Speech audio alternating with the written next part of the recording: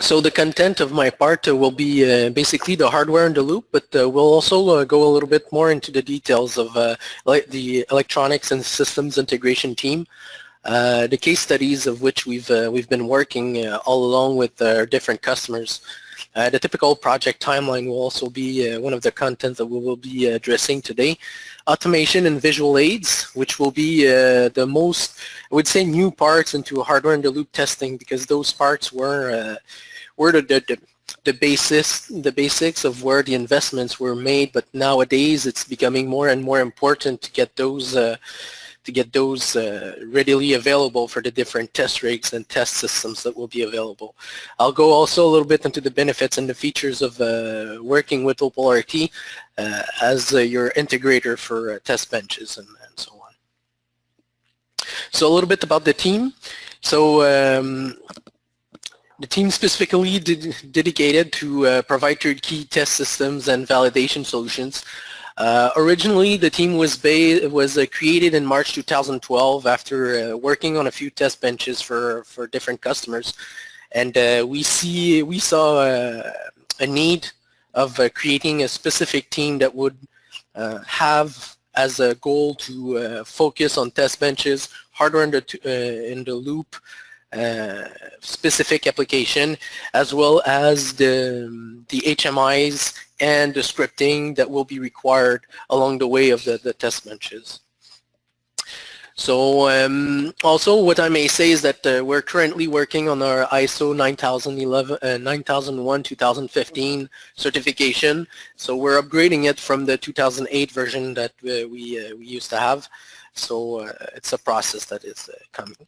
So like Charles mentioned, in the standard V process for validation of a product, our team specializes in the unit HIL testing, integrated HIL testing, integrated V&V also. But not only that, and you'll see a little bit later that some of our customers actually use our test rig for certification purposes as to diminish the number of hours of in-flight requirements, so for certain type of systems, dropping the cost dramatically. So just a little overhead of who's been working with OPAL-RT and in the last few years. So basically Hamilton Sandstrand, CS Communication, Bombardier, Liber, those have been main customers of ours, and also partners in our HIL programs here at OPAL-RT. So what is the HIL and the virtual test rig demonstrators that Charles mentioned a little bit earlier, as well as Ravi? So the main purposes are to test the prototype of the controllers and their surrounding equipment, so as to be able to make a rapid control prototyping, for example, where you would test directly a motor, electrical motor, electrical load, instead of the controller itself, so as to be able to validate the algorithms that will be required at some point. But not only that, but also the controllers themselves in the hardware environment in which all the IOs are tested. Also, what we may say is that it's used to test the 85% and plus of the lines of codes that have been written in the different controllers for safety measures, and usually and hopefully never used in the life of the aircraft and the controller itself. But it's used to test them in a safe manner, because you don't need to create an engine fire to be able to test it. You could just simulate it on the hardware in the loop and see how the controller reacts, and manage the exceptions that are generated in those cases. Also, the hardware in the loop test benches help us to automate the different test sets that needs to be done during, let's say, for example, a night, a weekend. You can set this up so that way you don't have to have the test engineer at the control of the test bench each minute of the simulation. The automation takes care of the rest. It can be also used as a diagnostic tools whenever there are the prototype of the flights that were made, and some errors have occurred and you don't really want to put the pilot's life in jeopardy again, so you can actually go and reset all the configuration to diagnose those problems directly on the ground and rerun those tests over and over again to make sure that everything has been corrected correctly. Like I mentioned a little bit earlier, so accredited certification flight hours can be given also on certain test rigs, with certain validation being done for the certification entities, as to make it super cost effective, as an hour of flight from a prototype aircraft is costing millions, whether the simulator running for an hour would cost the engineers part of the simulator itself. So the cost is really low. Also, it gives you the opportunity to validate the interconnected systems simultaneously. By that, what we mean is that the iron birds that usually are built for the pneumatic and all the other subsystems can be simulated with different test benches and hardware-in-the-loop environments, in which you can have, let's say, for example, 12 subsystems interconnected all together and validate those all together as being the first validation setup before even taking flight. And the specific part into the more electrical aircraft is the electrical and the power system that we have to add to the HIL setup.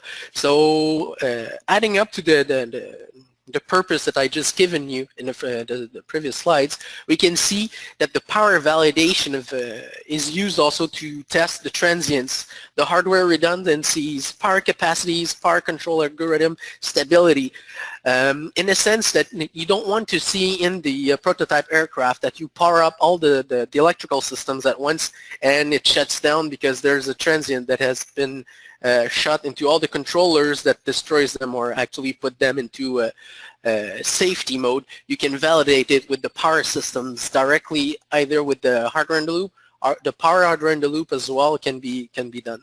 Here I've took the liberty of adding a little bit of our partner and names of partners for the power amplifiers that we've been working with throughout the years. So Puissance Plus, Ametec have been a really great partner, as well as Pittsburgh and Spies. Triphase also, AE Techron, Matsusada, Bonovo and Omicron have been partners with OPAL-RT, and we can use the different specific niche in which each and every manufacturer holds its ground.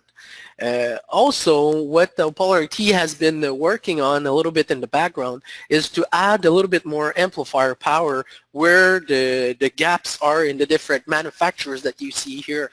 So OPAL-RT has taken for itself to build also some small amplifier that could be used within those niche. So a little bit of the case studies that we've been working on. So mainly we've been working with APU controllers, air management system controllers, and main engine controllers. I've took the liberty of putting in parentheses the number of systems we've done in each of the main case studies we've been dealing with up to now. And I've put a little bit, I'll put pictures also of the different racks and systems that we've been delivering throughout the years. So you see how much there are some hardware in the loop and hardwares in the different systems with the different FIUs and the different subsystems required for the hardware tests. Now is the time for the third and last pool. So if you may take a while to answer the questions, please. So now a typical project milestones and planning example. So as you can see, most of you have, in the aerospace industry have probably already been working with this project and this timeline. Although this one has been a little bit scaled down of the typical project management that we've seen in robust aerospace projects or more heavy projects. In this case, we mainly focus on the kickoff meeting, preliminary design review meeting, and CDR meeting, critical design review, as to make sure that at those meetings, different milestones have a validation timeline for us to work with our customers to make sure that the customer is involved in each and every step, for starters, and that all of the specific technical aspects have been covered also at the different steps of the project, so as to make sure that we arrived within a timely fashion at the end of the project with a system that corresponds with the expected results. So on the part of the visualization aids that we've been having throughout our HIL systems, we've been able to add the Explain 10 interface as to make sure that you can see, let's say, how the aircraft behaves with the certain system embedded in the simulations that are at hand with the different errors and everything that you may dish it out. On the right, you can see different control panels that have been designed for the different test benches as well. We use the National Instruments LabVIEW interfaces to be able to do that in conjunction with the RT Lab models that will be running underneath. And visualization again and automation. So in this case, we use MATLAB Simulink. Even though the visualization part is a little bit more or less entertaining, if I may say, it's really robust and offers the main issues and the correct controls, so that way you can have something quick but efficient right at hand. And you can also, in case of RT Lab, do some automation with the MATLAB.m files as to be able to change parameters and also do some data acquisition. Onto the automation, the next level in automation that OPAL-RT has been working on is with Python scripting. Right now, we've in the last year, we've been working, or if I may say, rework our RT Lab Python API by integrating new libraries in it as to ensure that we have new controls over the tests themselves, but not only the tests, but also the configuration. So the previous panels in LabVIEW can be reassigned, the different widgets, and it can be reassigned directly through Python scripting, so as to be able to have different controls available to the technician that does the test, or removed from his direct access, as to make sure that the tests go into a timely fashion and without there being any modification, or directly with the controls that are required for that. What is the test without having the data logger to save all those data? OPAL-RT has been working with the new RT Lab, the data logger. It's not totally finalized up to date now, but I'm happy to say that we've done pretty much around 80% of the new data logger and have been testing it in our team since the last 6 months to make sure that we handle the different exceptions and that we have a really good product to offer to the different customers that will be using it in the future. So rapidly going through the benefits and the features of the team, but not only the team, but OPAL-RT. So we control the full business chain. This cannot be said about most of the integrators out there. So we do the direct systems in-house and have a direct influence on the product timelines of the hardware and software designs, with an alignment with the direct customer requirements and the new technologies that those customers require in the hardware and the loop test bench.